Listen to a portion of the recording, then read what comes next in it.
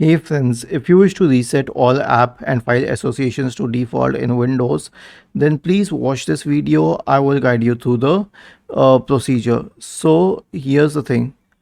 Right click on the start button, select settings from the menu, go to the apps tab on the list on the left hand side, select default apps in the right pane. Now you'll have to scroll down to the absolute bottom and there's something called as reset all default apps.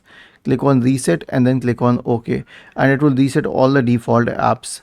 Now if you wish to change a few of them, you can. For example, I always keep my default browser as Firefox, so click on Firefox and I will set it as a default browser for everything, especially HTML links.